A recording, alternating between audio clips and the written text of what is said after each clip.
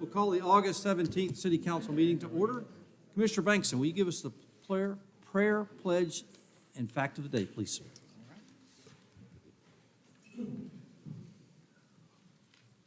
Heavenly Father, we come before you again today, and we thank you for your goodness to us. We thank you for blessing our city. We just ask for your wisdom as we go over all of these things that affect so many. We thank you, Father, that you help us to work together for the common good. And we give you the praise in Jesus' name. Amen.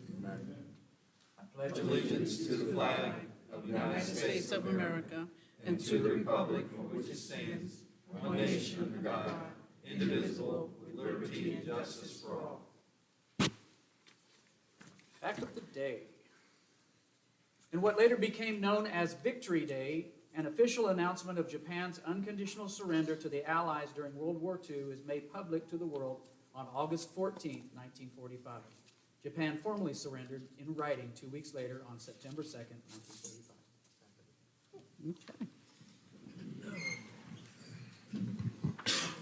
All right, we've got, three budget workshop minutes and one regular council meeting minutes to approve.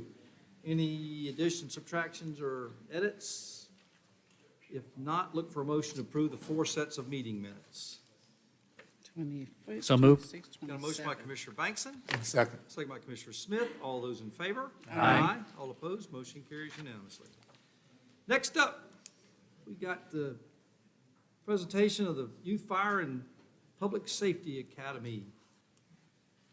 So, Mr. Maynard and Mr. Wiggins. Okay. Okay, perfect. All right. Good evening, Mayor, Commissioners. We're here to talk today about our 2022 Youth Fire Police summer camps. These camps took place during the months of June and July, and during this time, we were able to reach over 300 families within our community.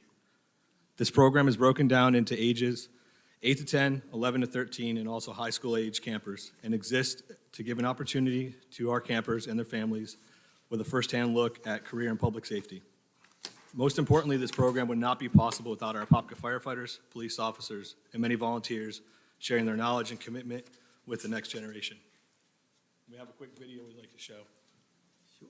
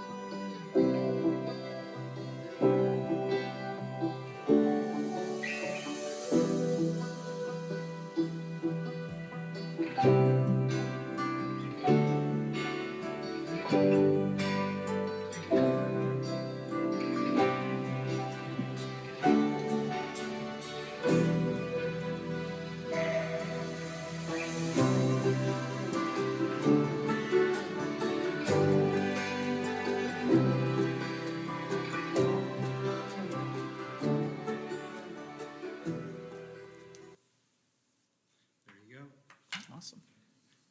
All right, come on, you got to give us some, give us the the true story of the camp that was kind of exciting and interesting. Well, I know with the public safety youth camp, the older kids are all high school age kids. We've actually, Chief McKinley and I have discussed this about starting an Explorer program. So we were able to get probably at least 12 kids from that to start this Explorer program that we've needed for many years. So this may help with a little bit of our recruiting issues. So we can help continue to mentor these kids and groom them.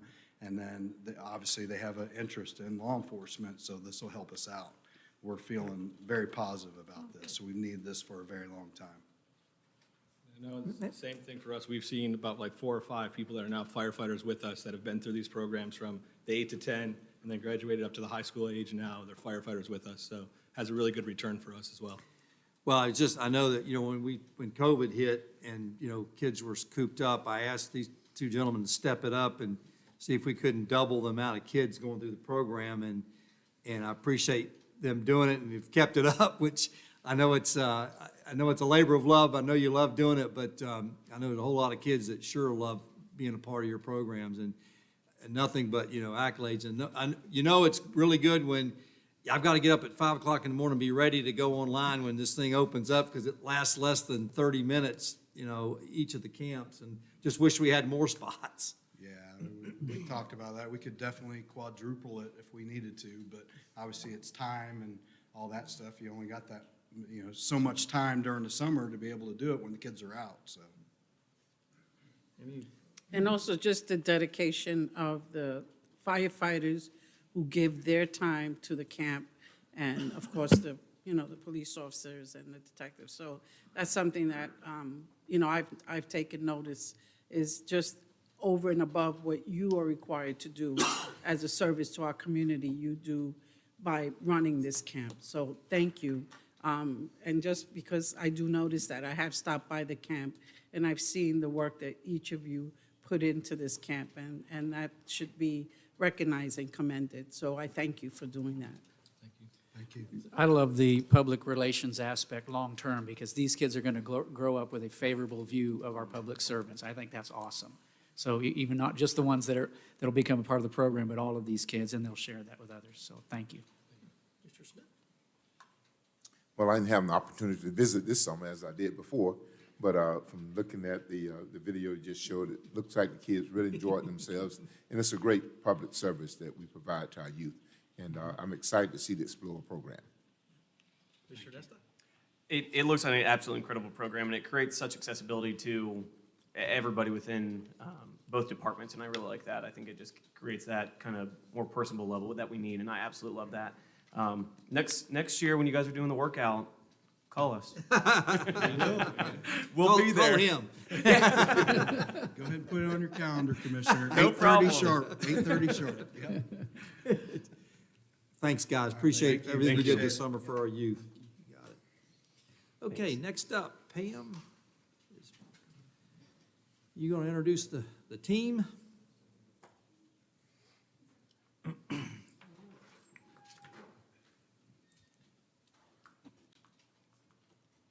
soon as I get out of your way, right?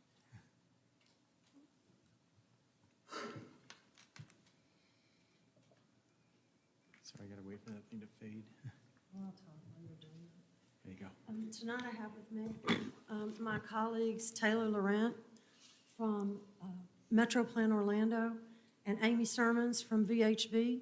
They've been working with us on this study, the Rock Springs Road, Welch Road corridor intersection and trail, the West Orange Trail. And I'm just going to let them go ahead and take you through. We've spent a lot of time working on this. We should be wrapping up towards a little closer to the end of the year. But I think you're going to like what we came up with. And we'll answer questions if you have any at the end. Thank you, Pam.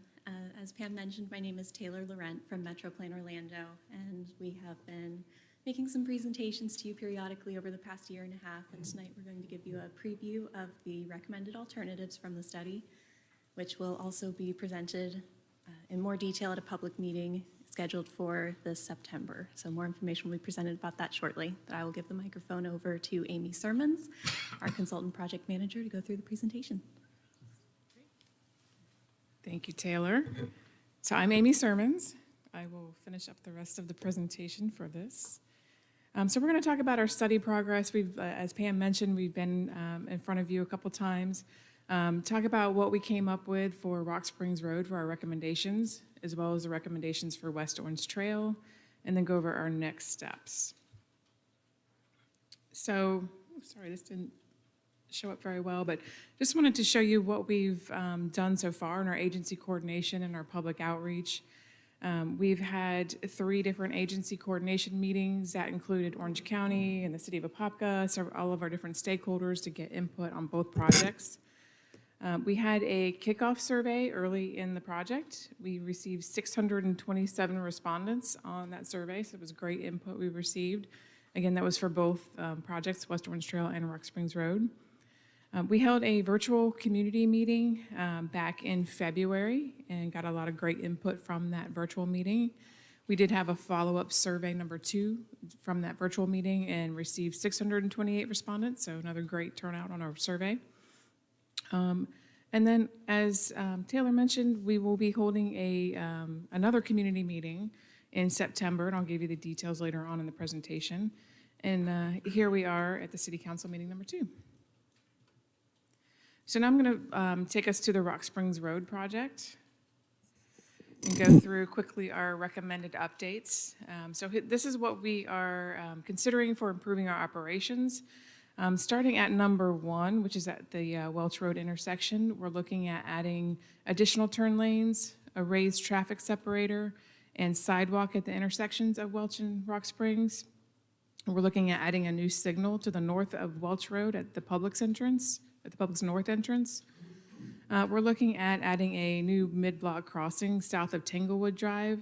This will be considered later after we install the signal at the Publix. We want to see how that's going to operate and how people are using that signal as a crosswalk first, and then we'll go back and look at the Tanglewood crosswalk. We're doing some minor intersection improvements at Lester Road and Rock Springs Road. And then also further south, we're looking at the Sandpiper Street realignment at Park Avenue to bring that into more of a T intersection and include a new signal at that intersection. And then we're also looking at adding new sidewalk along Sandpiper Street from Lake Avenue to Park Avenue. That'll be on the north side. And then adding sidewalk on the south side of Sandpiper Street from Park Avenue to Usler Road.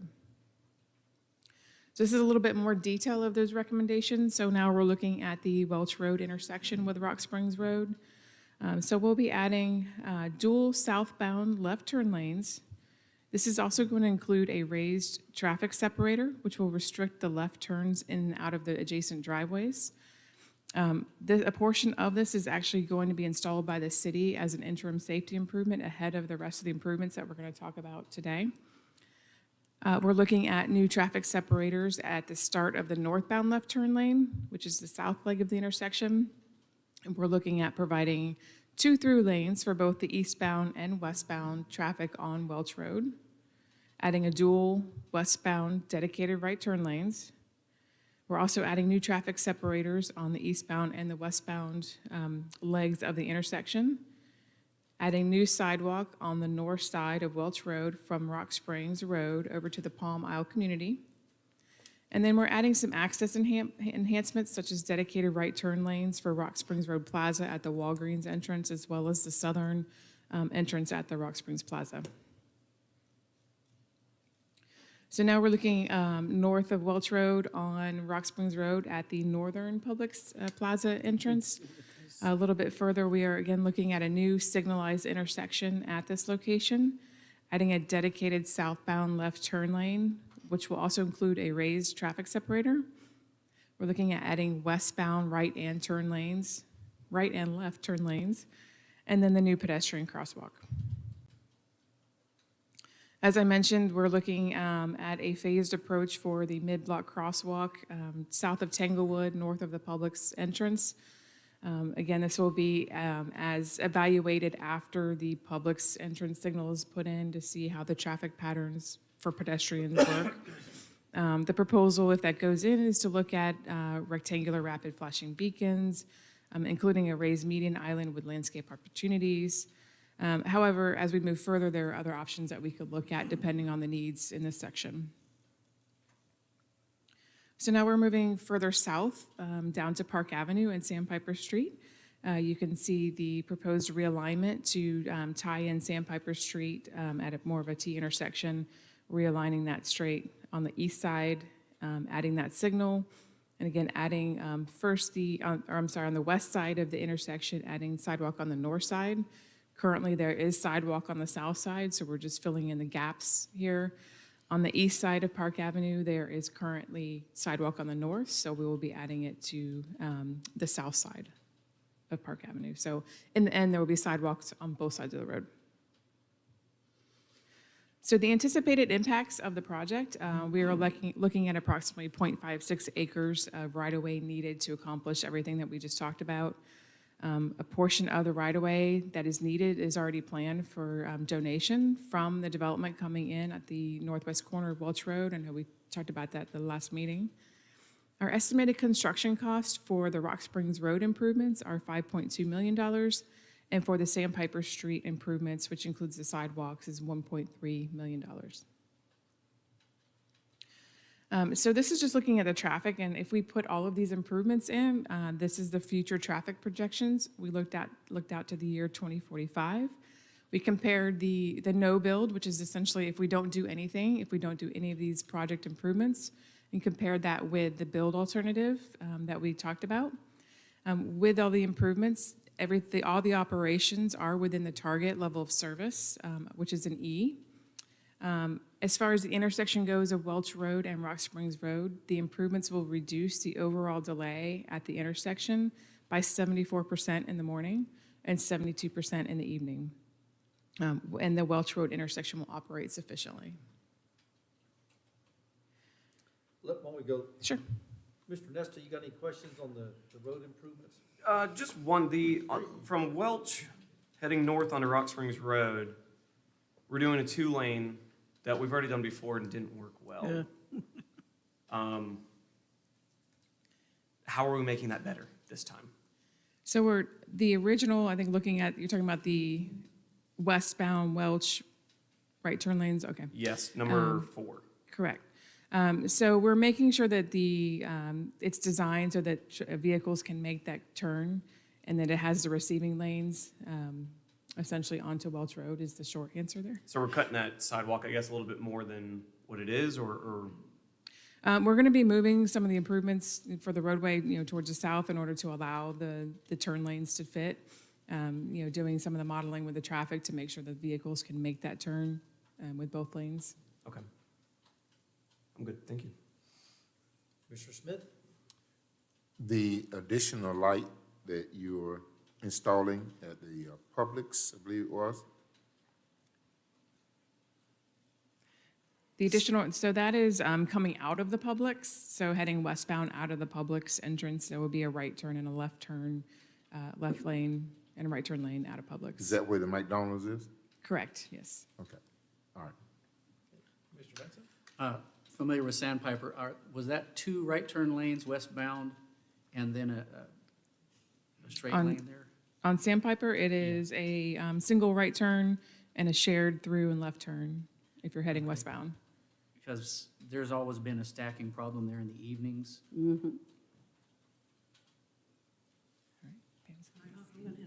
We have that funded already. That's our designer right there. So he's hearing all your comments, and they will carefully scrutinize the traffic, and if we need to do something different, we'll work that in. We have a lot of right-of-way to work with, because when y'all sold the piece to the south, I carved out what I need before you sold it. And then the construction for the signal and the realignment is, if you approve the budget, we'll do it next year. Commissioner Vasquez?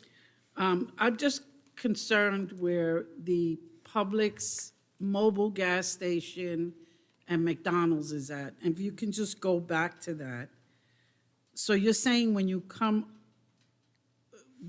exit out of where McDonald's is at, you're going to have a signal there? It's at the current entrance or exit from the current plaza. That's between McDonald's and the old Bubbaloo's, the roadway. That's where there's going to be a signal, and you can make a right or a turn, or right or a left turn From the McDonald's. from the roadway that's on the north side of McDonald's. Oh, okay. Oh, I see what you're saying. Because then there's that Dollar General that the driveways don't kind of line up, and that's where there's always like a congestion there where if you're trying to make a left into where into the shopping center where McDonald's is at, some are trying to make a right into the Dollar General. Is that going to change that, the traffic light there? You understand what I'm saying? If you're heading southbound on Rock Springs Road. Right. There's the 2 through lanes, and then there's going to be a dedicated left turn lane into Publix. So the Right. Publix traffic, or Publix Plaza traffic, will be separated. Folks turning into the Dollar General should be in the further right lane, and then you'll have the through lanes. Not sure if that answers your question. What about, I think what Commissioner's referencing is people heading north on Rock Oh, Springs north. and then turning left into Dollar General from there. They won't be able to because there's a raised barrier there. So that'll just be a right in, right out? Correct. 4, but. We're working, we have developments coming in that area, and we've put them all on notice that we're going to be making these modifications. They're going to have some kind of shared auxiliary lane or, Shared access. so that everybody comes to the same place. It's the only way we can make it safe. And so the way we're doing it, everybody will still, they'll have better access than they have now. It will just be different. And the other thing I wanted to mention is where, I forget the name of it now, but what used to be Bubbaloo's, I've had conversations with them too about removing that driveway that's right there at Park Avenue and putting it in the back where it should have been in the first place. And they were very, very receptive to that. Cool. So it's a bigger fix than just the signal right there. Okay. Okay. All right, now we move on to West Orange Trail. Sure.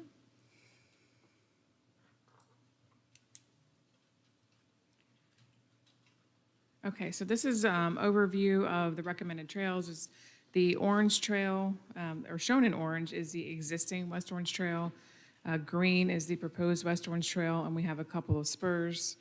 I'll get a little bit closer on the next one. So this is looking at what we're calling the West Orange Trail extension. Basically picks up from where the trail ends currently at Lester Road and heads north along Rock Springs Road on the east side up to Kelly Park Road. And that ties into the proposed Wekiva Trail. We're also looking at 2 spurs off of the main West Orange Trail. So this is looking at the Welch Road Trail spur. What we're recommending is to run it along the north side of Welch Road from Rock Springs over to Wekiva Springs State Park entrance. We plan to run it behind the Sweetwater Park Village along Wekiva Springs State Park boundary. And then a portion of this alignment is going to require the realignment of a portion of Welch Road east of Ustler, and that's what you see on the bottom of this slide. And then we're also looking at some potential natural habitat observation areas where people can stop off and enjoy the nature in the area. So this is a little bit closer look at where the trail will run behind the Sweetwater Park Village. One of the reasons for doing that is, many of you know, is you run down Welch Road to connect to Wekiva Springs Road. It's very tight, a very tight turn there with a gas station, where we know that there's already vehicles running over the curb, so we wanted to move that trail away from that intersection. This is an example of what that natural habitat observation area could look like in one of the locations that we're proposing just north of Thompson Road. The other spur that we're looking at is the Ponkin Road Trail Spur. We're recommending along Ponkin Road, of course, running from the south side, or along the south side of Ponkin Road from Rock Springs Road over to Vic. At that point, we cross the trail over Ponkin at Vic on the east side at the signal, and then that runs along the north side of Ponkin over to the schools, the Wolf Lick schools. Anticipated impacts for this project is the trail, and along with I have the spurs, but for The Rock Springs Road segment, it's about 2.5 acres of right-of-way needed. For the Pumpkin Road, we need about 2.1 acres. And for the Welch Road spur, we need 5.8 acres. For drainage impacts, there's some moderate potential for impacts to the drainage system. We are anticipating impacts to 3 of the elongated ponds along Welch Road, anticipating impacts to 3 cross drains from Welch Road and on Rock Springs Road, and anticipating impacts to swales along Welch Road. The necessary adjustments for this drainage impacts will be determined during design in order to provide the adequate stormwater system. As far as construction costs go, are estimated for the Rock Springs Road segment up to Kelly Park Road is $5 million. For Welch Road spur, we're looking at $4.4 million, and for the Pumpkin Road spur, we're looking at $5.4 million for construction. You want me to pause there and questions on West Orange? Questions? Pam's gonna get us the money. We're gonna find a grant for all that, right? Mr. Nesta? Could we go back to the Usler and Welch Road alignment or realignment that we're, Yes. can you just describe, I guess, what's kind of happening? I know it's a little bit of a mess, so. So in that section is very tight, and that's the section where there's a wall, there's like a wavy wall along the neighborhood, and a lot of trees, so we were trying to avoid impacting that wall, keep everything within existing right-of-way. But in order to do that, we need to shift the road further to the south to allow the trail to fit in on the north side. Is that going to make that road more of a turn then? Or more of a, It will have a slight curve. so it's not in the going to roadway. straighten it? We're not working to straighten it, we're working to provide space for the trail? For the trail, correct. Understood, Yep. okay. And the other one was then heading east. The path, once we get to Wekiva Springs, is that on the state parks property when it goes behind that Sweetwater Yes. Park Village? Yes. Okay, And we've coordinated with the park, and they're that amenable was to gonna be my this. question. Okay, perfect, thank you. Okay, Mr. Smith, good? Mr. I love the fact that we're doing this. We were out knocking on doors last week in that neighborhood just north of Usler there. There were, I think we counted 14 deer. Oh, wow. And Nice. it's just beautiful there. And I'm so glad that we're working to preserve this and also make it accessible. All right, thank you. Commissioner Velasquez? No, I'm good. All right, thank you. Okay. Just, Okay. what's the just time have- frame for this? I saw 2045. I literally was considering my age. Am I gonna see this?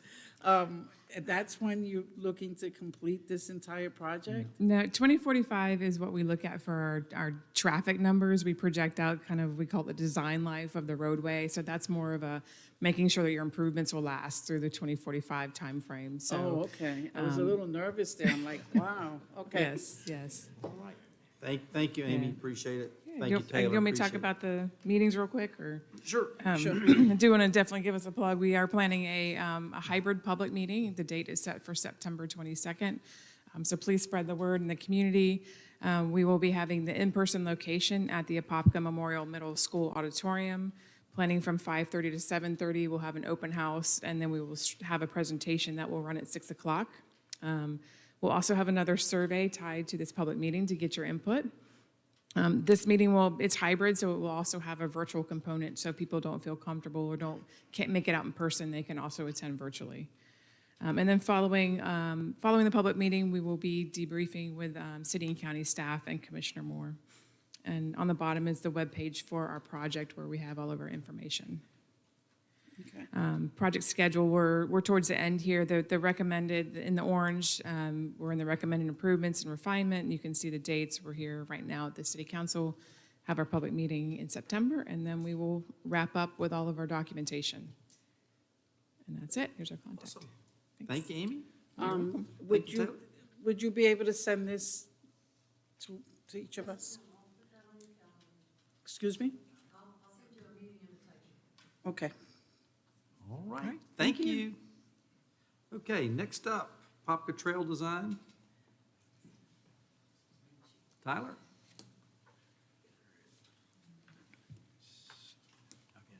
Thank you, Jim.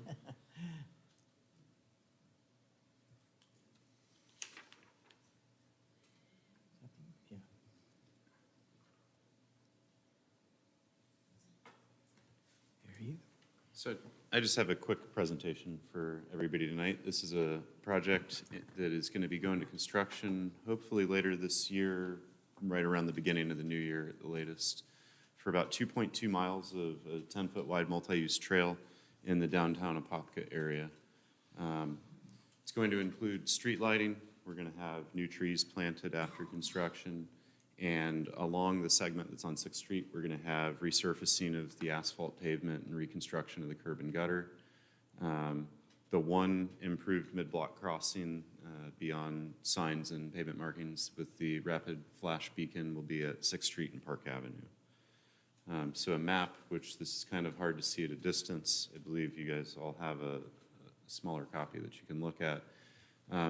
The project was primarily broken into 4 segments when we started.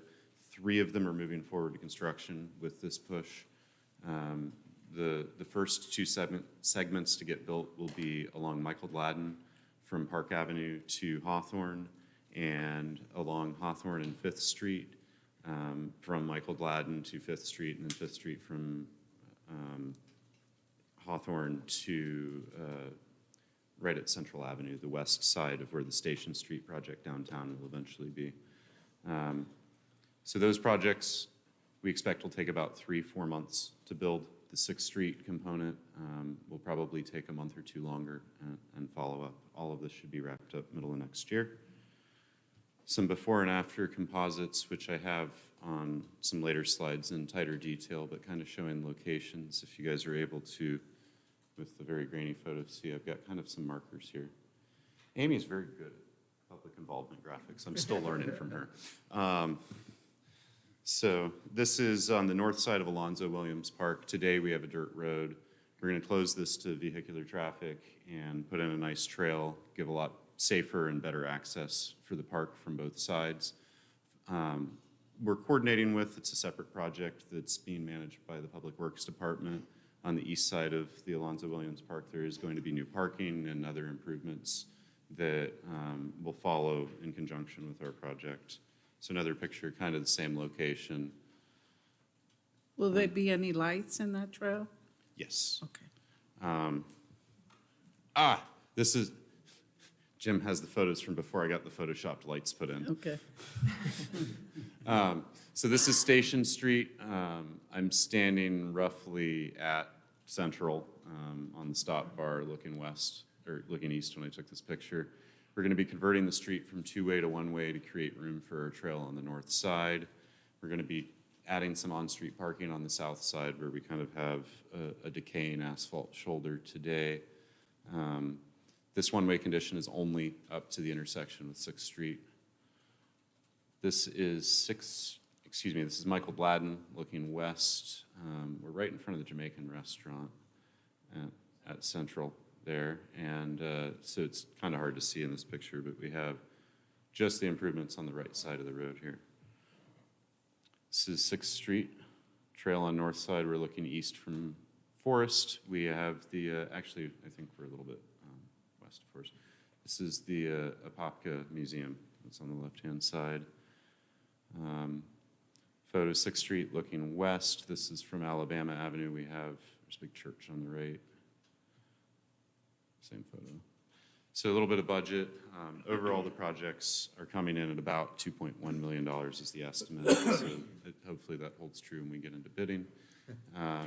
About $1 million for the segments that get built first along Michael Gladden and Hawthorne and 5th Street, about 1.2 for 6th Street where we have the new curb and gutter and resurfacing. Central, we're going to be getting into design as soon as these get under construction. So as I mentioned, we're hoping to get under construction by the end of the year. We're going to advertisement late September, maybe early October at the latest.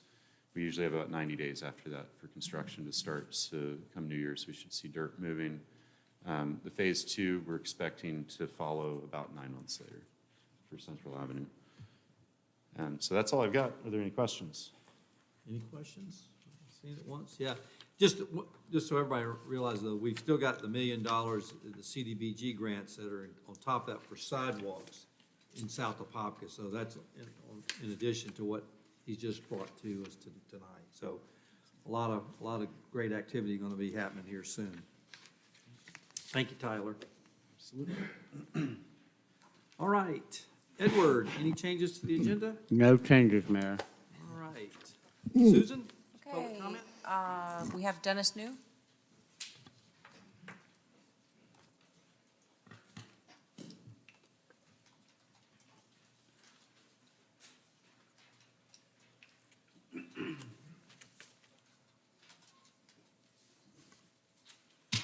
Dennis New, 105 West Magnolia Street, Apopka, Florida.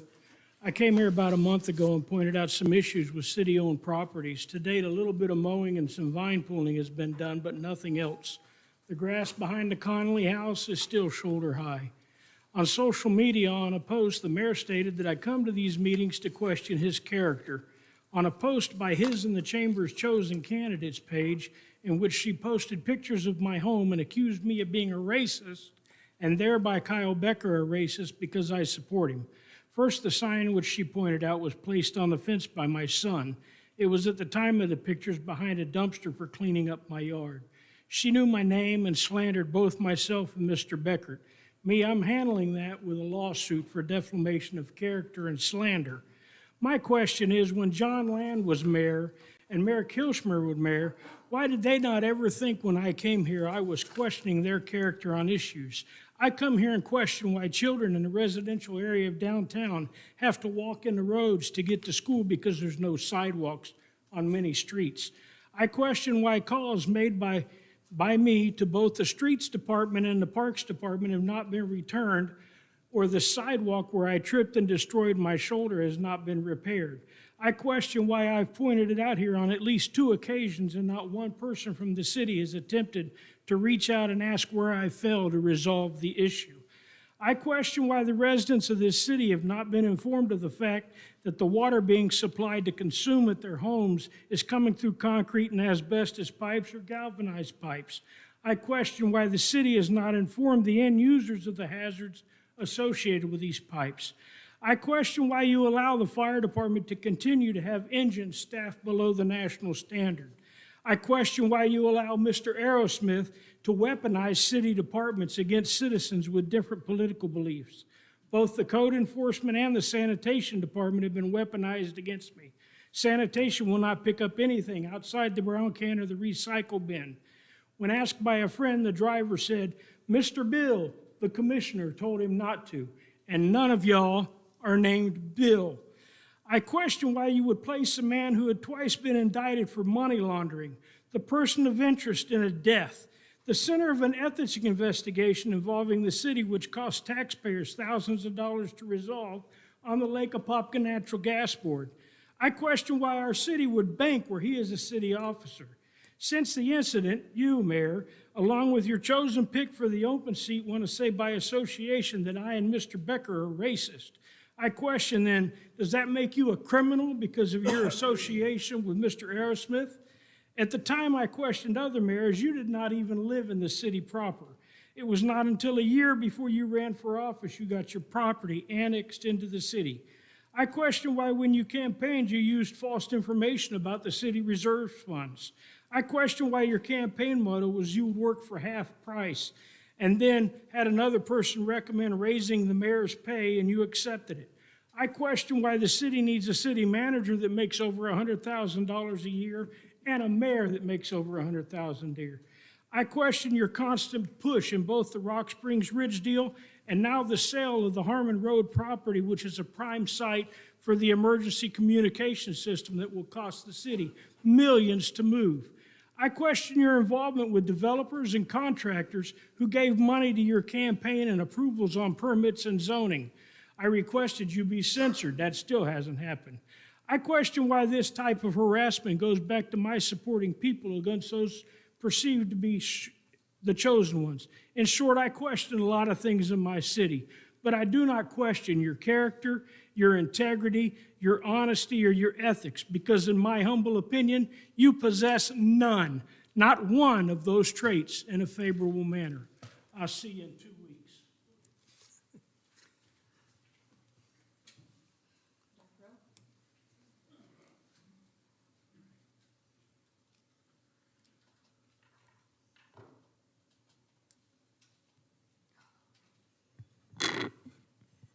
I hope I can see this.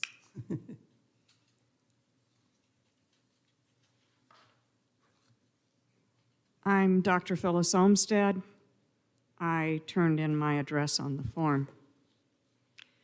When a citizen qualifies for office, they are notified of Florida Statute 106-1435 stating they are pursuant to Chapter 479 not to place signage on state, county right-of-ways, and cities can make that law stronger.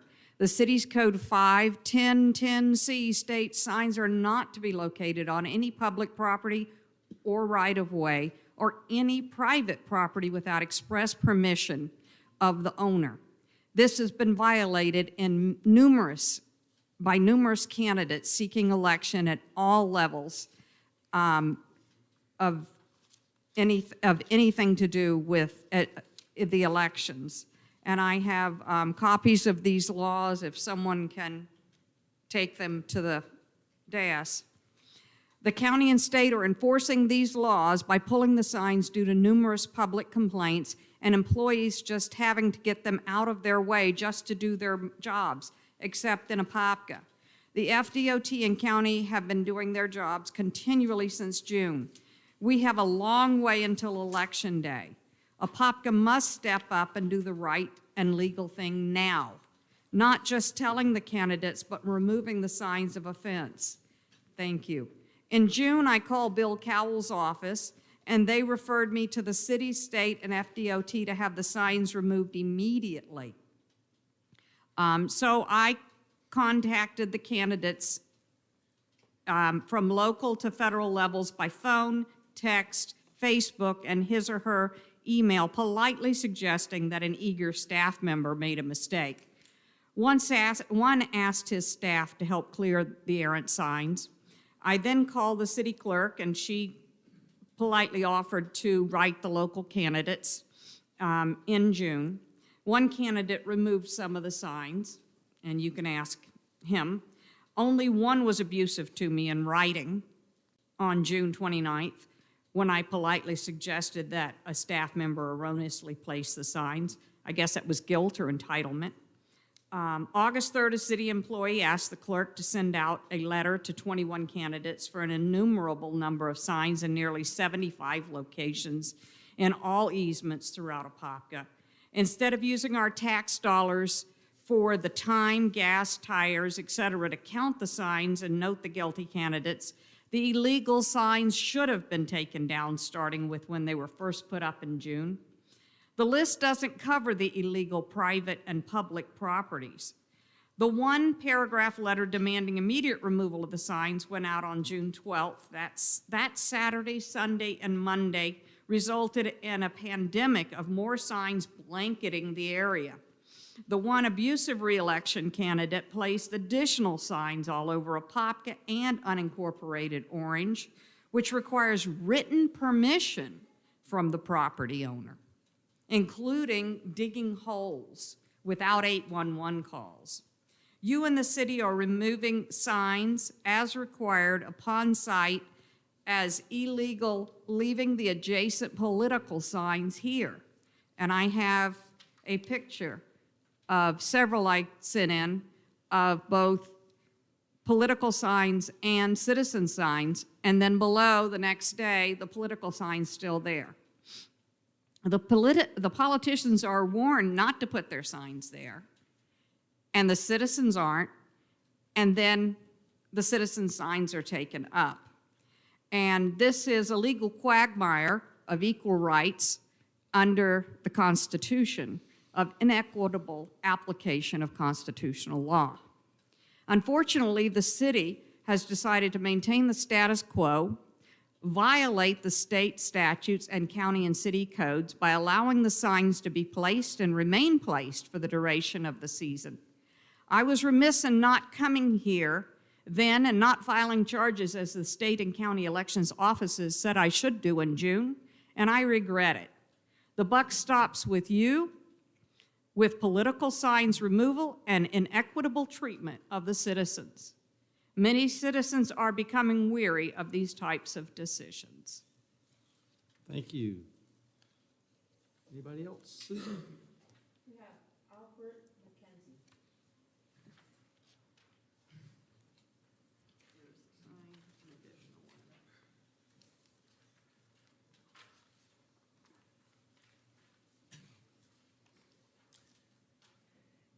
Good evening. My name is Albert McKimmie. I own a property at 3585 Golden Gem Road, Apopka, 32712. The property is adjacent to, I believe, a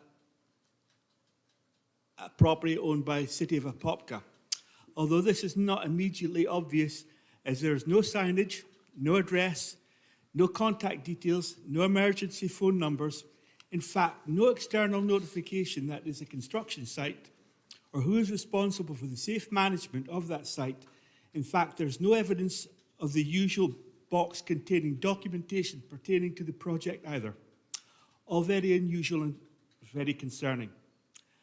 I have contacted planning and zoning with respect to the information that I request, but it would appear currently they do not have the ability to cope with their workload. I left a message again this morning.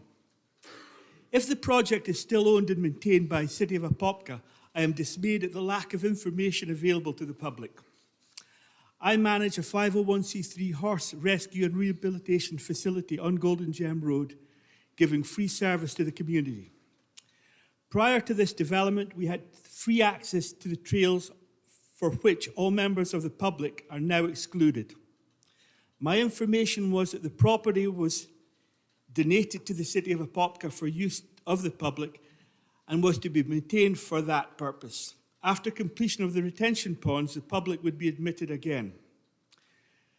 Golden Gem Road has now become a shortcut used by high-speed traffic requiring access to the 429 from Ponkin Road. The speed limit is supposed to be 30 miles an hour. But between heavy construction traffic and fast motor vehicles, it's barely safe to drive on the road, never mind taking out horses or novice riders. I have been driven off the road twice by fast-moving heavy trucks. Orange County Sheriff Department's deputies have made representation about safety concerns. The majority of the road was a dirt track paved over with inadequate subbase and should never have been allowed planning permission and development in that area until the road was upgraded. But that's a story for another day. With respect to the retention ponds, my calculations would suggest that millions of tons of clay would be removed from this site based on 150 acres at 30 foot deep, allowing for the inclination of the sides, even charging only $2.50 per ton. There's a potential for $10 million input to the city. My questions and observations are simple. If development of the site is to be extended beyond 150 acres of retention ponds, how much more extension is there to be? When is the projected completion date? I have suffered for the last 4 years with lorries, dust. I've had horses with COPD. I've had innumerable problems. None of city engineers or the Environmental Protection Agency have done anything to help the situation. So, yeah, I'm a little bit angry today. So I would like to know when this is going to finish. If you're going to extend the retention ponds, how much more extension is there going to be? When's the projected completion date?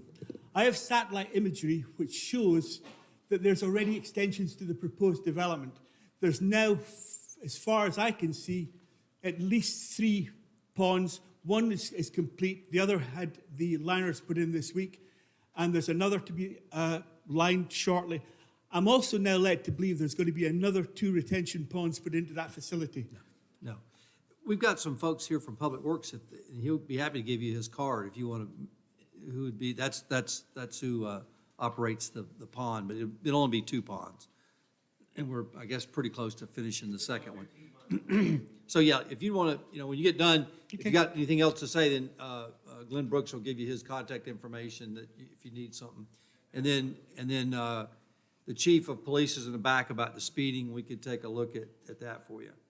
Okay, in conclusion, I would just simply ask, is any of the proposed profit that comes from the sale of the clay going to be put back into that part of the community which has lost its amenity? I'd like to know who paid for the initial feasibility study.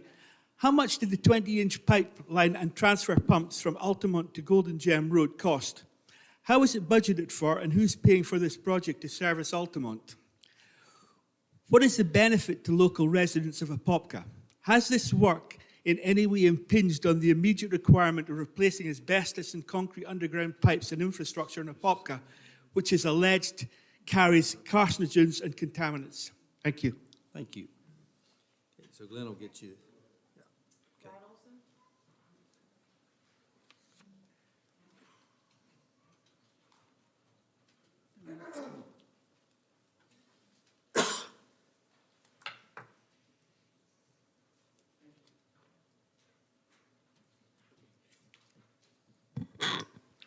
Rod Olson, 3156 Rolling Hills Lane, Apopka.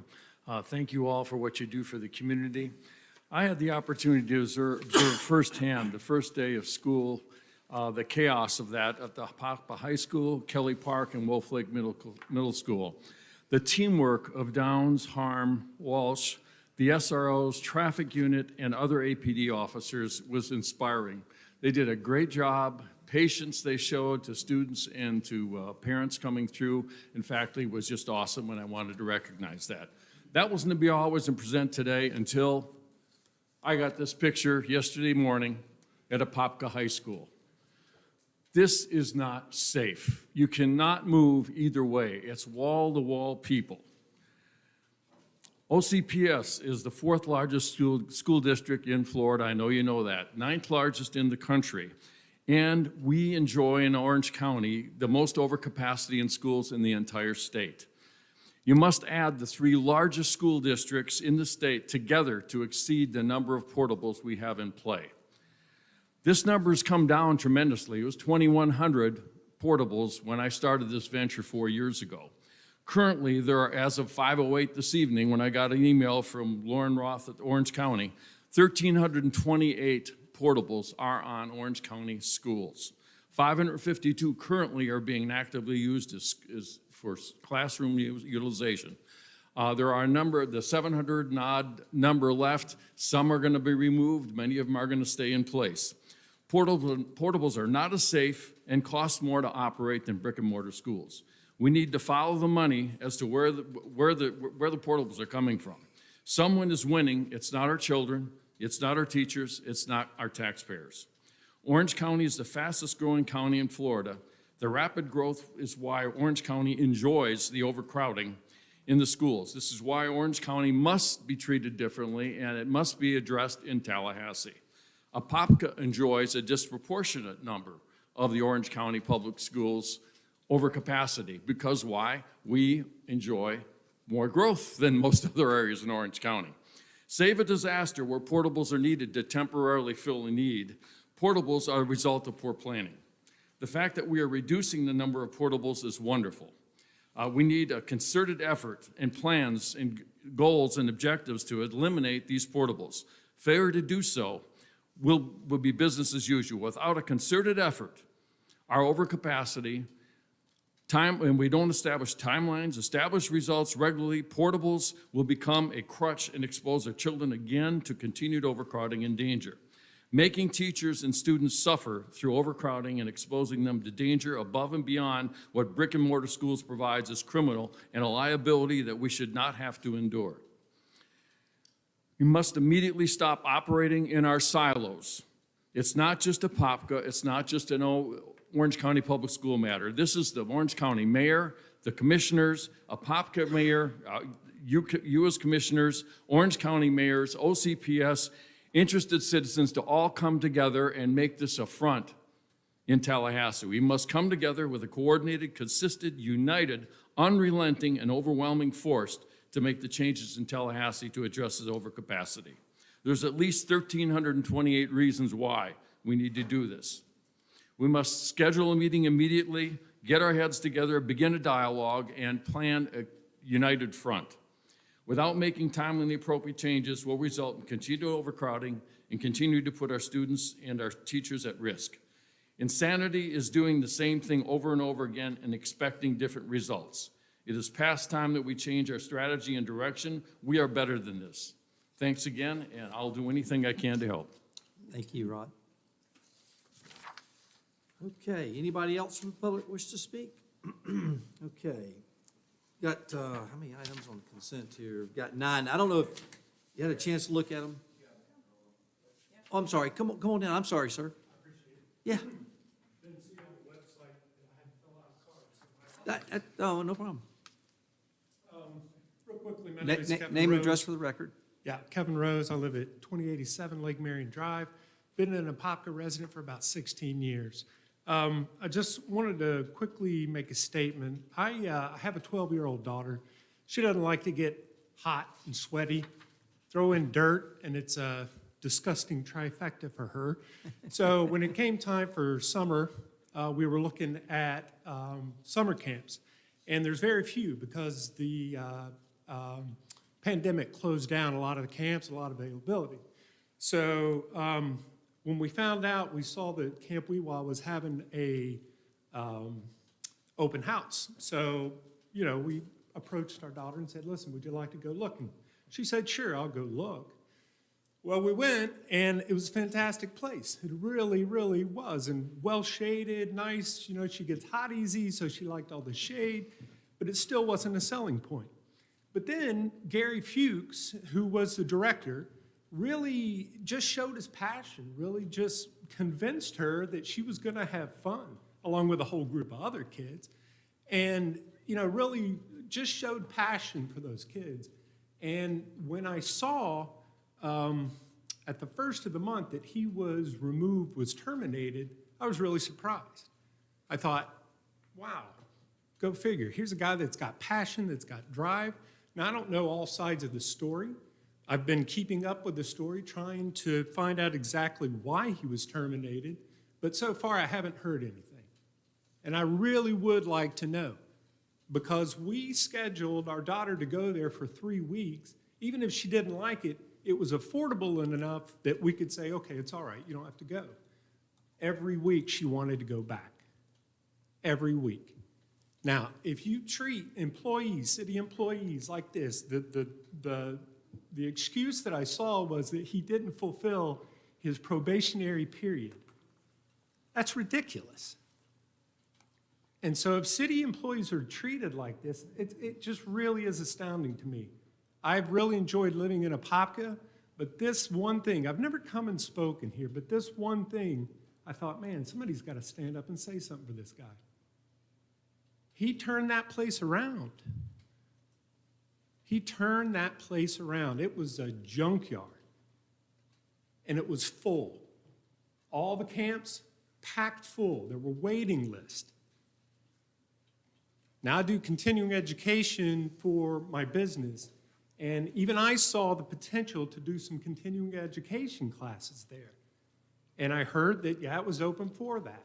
But now I've changed my mind. Because if that's the way the city does business, it's astounding. I saw the new Park and Recs director has been in office since May of 2022. I'm sure he's a fabulous guy.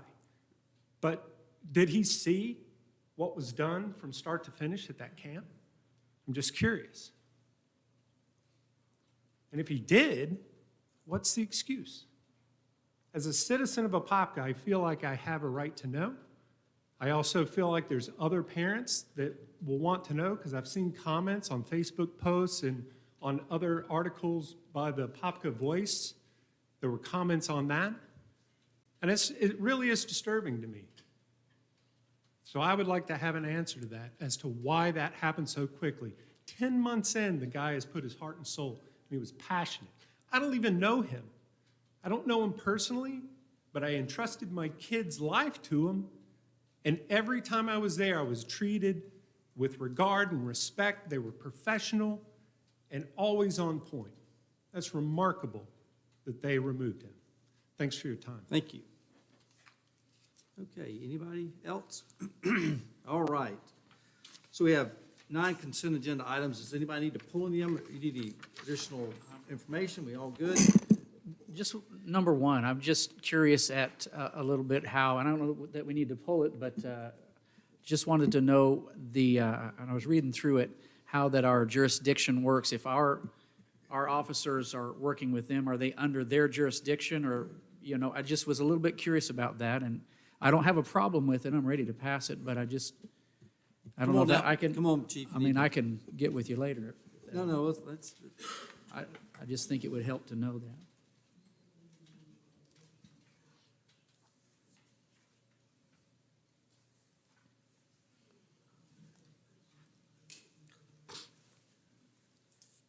No, the reason we go into the mutual aid agreement is so that we can get the authority to go into their jurisdiction and act. They're still, under that agreement, our responsibility. They have to follow our policies, our procedures. They don't follow Lake County Sheriff's Office policies and procedures, just like the Lake County Sheriff's detectives or officers that may come into the city of Apopka through the mutual aid agreement. If we're available to help them, we'll assist them, we'll go with them. Same with them when we go into the Lake County. And we find ourselves more and more going into the areas of Mount Dora and rural Lake County over there as we get closer to the Lake County line. So they're still under our guidance. They're still our responsibility. The legality under that agreement still stays with us, just like their deputies stays with them. It's just a way for us, if they're not available to assist us because they're busy or we're busy and we can't assist them, it's just a way for us, our watch commanders, to give them permission to do what they need to do within our jurisdiction and us within their jurisdiction. Okay, yeah, that cleared it up. I was just curious, if they go over there, are they still under our jurisdiction, even though they're in their jurisdiction? Okay. Under that agreement, we're still fully responsible for our officers, and they are responsible for their officers. We don't take any liability for them, and they don't take any liability for us. Okay. Okay? All right, everybody good? If so, look for a motion to approve the consent agenda, the 9 items. So moved. Got a motion by Commissioner Smith, Second. second by Commissioner Bankson. All those in favor? Aye. All opposed? Motion carries unanimously. Next up, ordinance number 2950. Ordinance number 2950, an ordinance of the City of Apopka, Florida, changing the zoning from T-Transitional District to KPIMU Kelly Park Interchange Mixed-Use District, Zoning District, and Neighborhood Overlay District for certain real property located north of Kelly Park Road, east of Plymouth Sorrento Road, and west of Foliage Way, comprising 39.47 acres more or less, and owned by Nam Ki Yon, Lee Jong Dam Nam, Lee Lee Cohen, Lee Myung J.A., Robert J., and Elena T. Hutter, providing for directions to the Community Development Director, severability, conflicts, and an effective date. Jim, any changes? No changes. Anybody from the public wish to speak on this matter? Not, we'll close the public hearing. Look for a motion to adopt ordinance number 2950. So moved. Got a motion by Commissioner Bankson, Second? second by Commissioner Nesta. All those in favor? Aye. All opposed? Motion carries unanimously. Next up, City Council reports. Commissioner Velasquez. Well, I handed out everyone a copy of an email that I have been going back and forth regarding the Diversity, Equity, and Inclusion Committee. And you know that from the very beginning, I've had some questions about it because I felt that from the very beginning, we were not included in the process. And then when we were included, we were only allowed to add one person. And then you had talked about having an event September 17th, and here we are the 17th, less than a month away. And I remember you saying, well, we're organizing this, but we didn't have this committee in place. So today I actually spoke to one of the committee members only because I was initially asked to participate in a program to celebrate the Hispanic culture, but it was the same day that the city is also planning the Hispanic culture. And the thing is that we just don't have any information about this event that's coming up. And I really wanted to find out why we even started, and I shouldn't say we, because we came in afterwards, why you even organized a diversity, equity, and inclusion committee. What was the purpose of it? And yesterday, when I asked Edward Bass if there was a mission statement, and he said, no, the committee would get together and they would create one. But today, one of the members said, no, we have one. The mayor brought in the mission statement.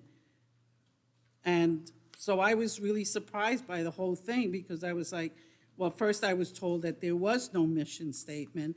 Now I know that there is a mission statement. So when I read it, can I read it? Okay. And in my email, basically what I'm saying is that when you stated that you were getting this committee together, that was on July 6th.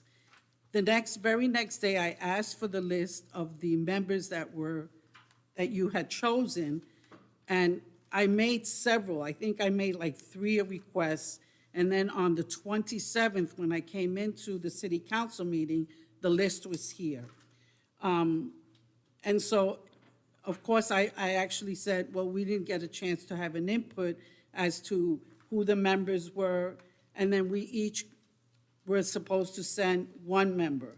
So I had sent 2, and then I had to ask 1 not to be part of the committee, but the member that I spoke to tonight, which would have been your 7th member, because when I asked her, well, who invited you?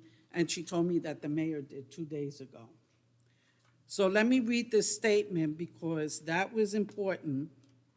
It said, the City of Apopka Diversity, Equity, and Inclusion Committee is dedicated to building a diverse workforce, developing and enhancing minority and/or women-owned enterprises in the community, promoting cultural events at city venues to celebrate a variety of cultures and faiths, and providing ways to make sure city-owned buildings and events are accessible and safe for everyone in the community.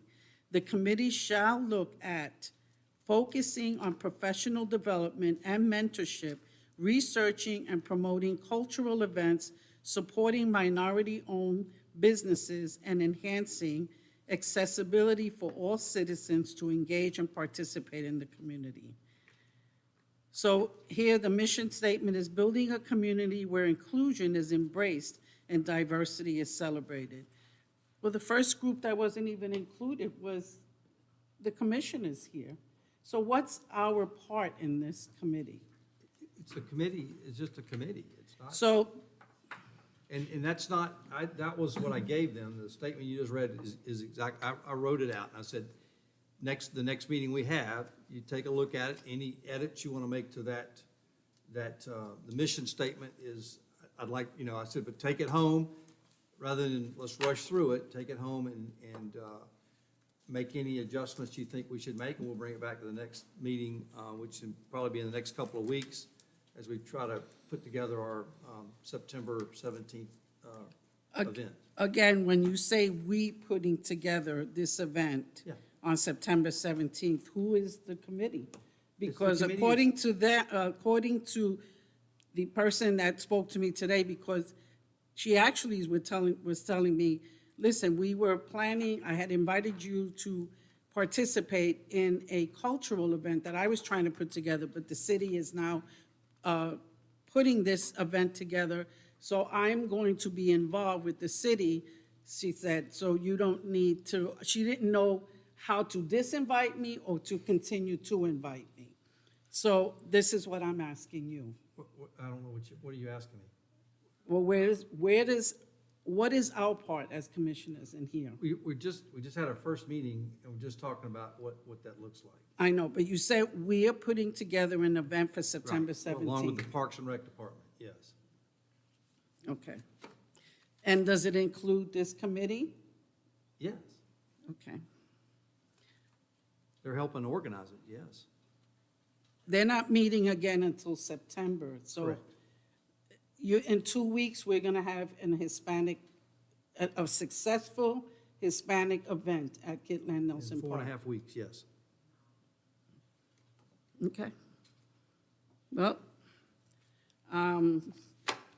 again, I just feel that this entire process was not transparent. It didn't allow us to have an input, and I'm just gonna wait and see. Just wanted to, and the fact that I had asked for these names for I had to wait 20 days to get the names. And so that's a public, I mean, how do we get treated for public records requests? There's Susan right there. Well, every time I asked her, she did not have that list of names. And you on July 6th said you had a list. In fact, you said, I have I 7. had a list, I had not got a hold of all the people that I had on my list to invite to be on the committee. Okay. Just wanted to make it a public record because I did send you an email and I did get a response from Stacy where she said that I do not want to violate sunshine law by Correct. discussing anything that relates to policy matters Right, or that can be construed. So correct. basically, she said, additionally, you can bring this up at the city council meeting, which is what I'm doing today. Okay. Commissioner Bankson? Just a question along those lines, is this something in the charter, aren't these No. committees something? It's just Is outside there- of, right, Okay, so there's no set rules that no. you're doing that or we should be included, so we're kind of figuring this out as we go at this point? Yes, correct. Okay, all right. Okay, a couple things I'd like to bring up. A noise ordinance, and I don't know if others, I'm assuming others got this, Oh, yeah. but I really have to agree with this. I've experienced that myself. I think this is a reasonable thing, and I'm not sure the best way to go forward on this, but where are we at concerning that? Because according to this, we don't have an ordinance. Is this something that is a legal issue?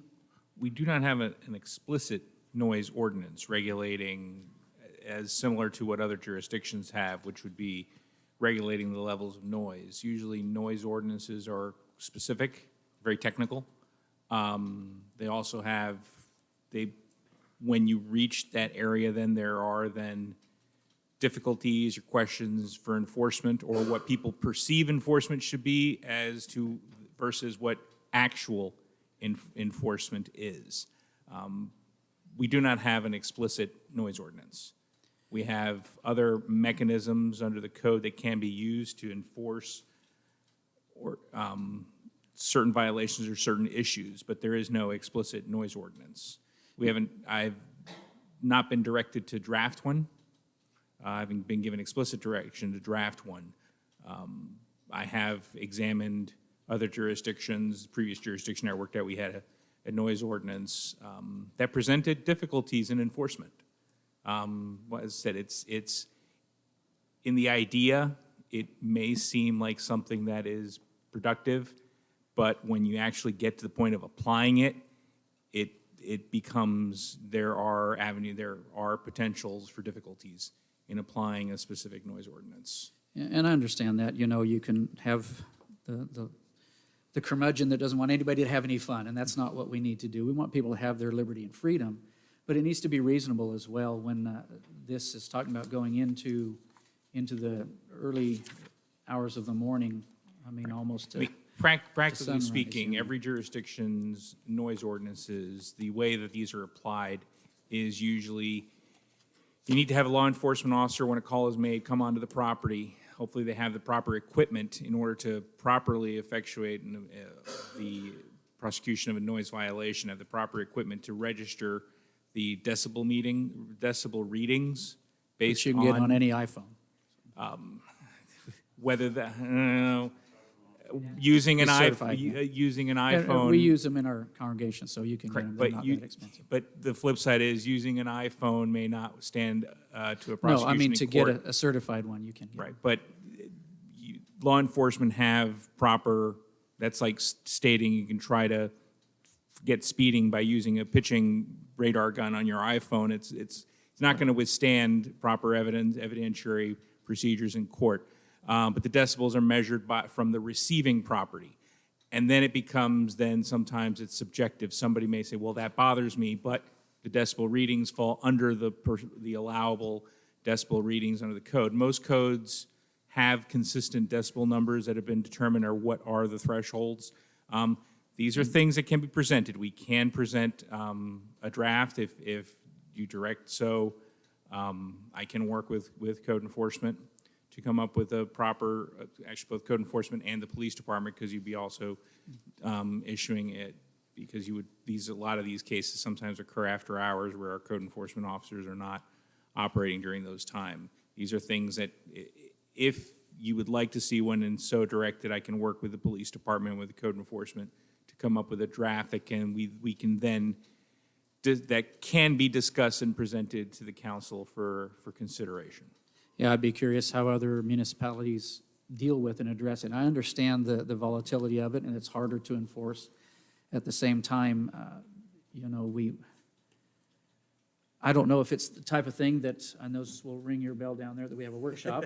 I just want to know, how should we, you know, this is our only chance to get to talk to each other about something like this. And if there's an annoyance, I mean, you know, typically you want neighbors just to be good neighbors and work it out amongst themselves, but it doesn't always happen. And it's just like speed. I don't like limiting anybody's liberty, but speed limits are a limit on people's liberty. Why? Because there are other people. So at what point is the actions of one affecting another that's not reasonable? And so I'm not saying, hey, by 8 o'clock, go to bed because other people go to bed. I'm simply saying, you know, is there a time that we say, hey, bring it down at this time? Again, I have no idea how other municipalities deal with it. Now, And since we don't have any, I don't know if we want to just By say, example, show I mean, us.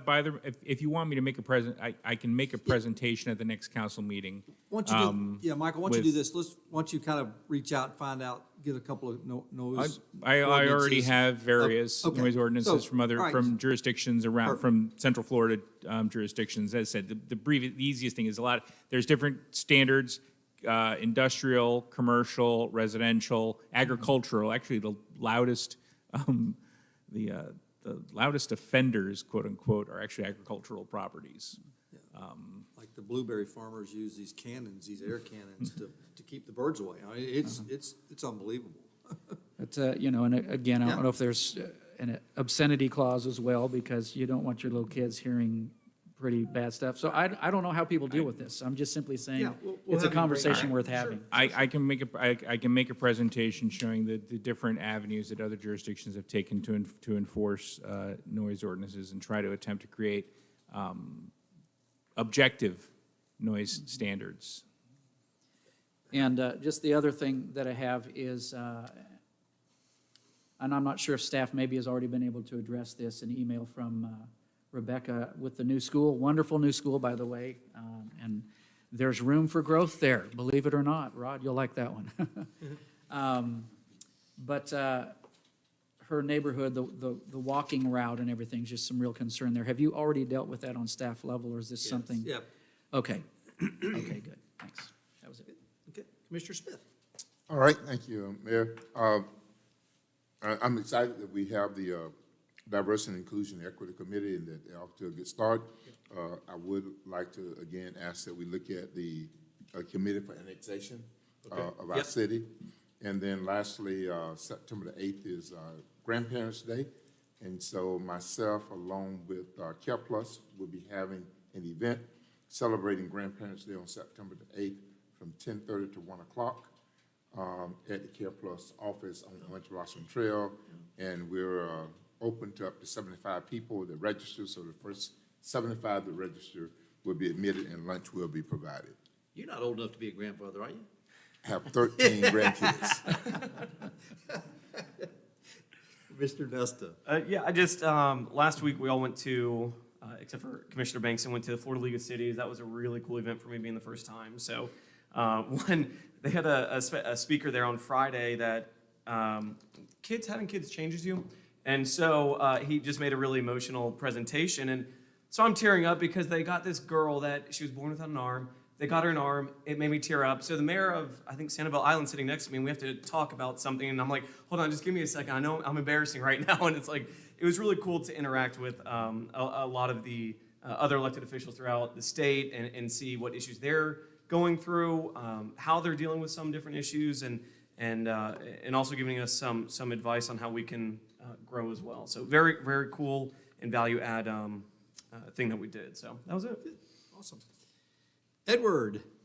I have nothing, Mayor. Nothing. Michael.